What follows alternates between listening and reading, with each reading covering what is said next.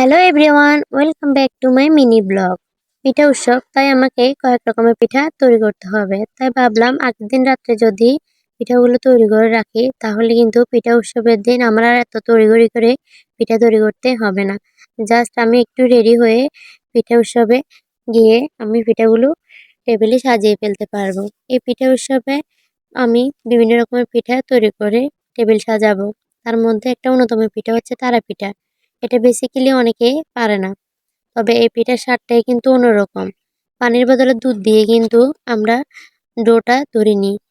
এখানে নারিকেলটা ব্যবহার করেছি। নারিকেল বেশি দিয়ে এই পিঠাটা তৈরি করা হয়। আটার সমপরিমাণ যদি নারিকেল দিয়ে যদি এই পিঠাটা তৈরি করা হয়, তাহলে পিঠার স্বাদটা কিন্তু একেবারে অন্যরকম আসে। আমি কিন্তু নারিকেলটা ব্লেন্ডারে ব্লেন্ড করে নিয়েছি, যাতে ছাঁচে দেওয়ার সাথে সাথে কিন্তু পিঠাটা একেবারে মসৃণ আসে এবং দেখতেও ভালো লাগে।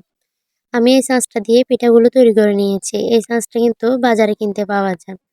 চাইলে আপনারা মুদির দোকান বা বিভিন্ন স্টোর থেকে এই ছাঁচটা কিনে নিতে পারেন।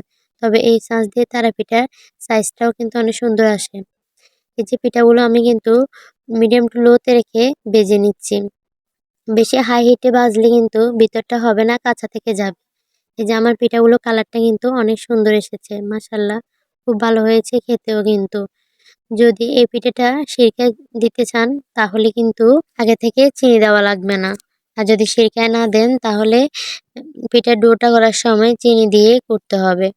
সিরকায় দিলে এই পিঠার স্বাদটা কিন্তু একবারে অন্যরকম আসে।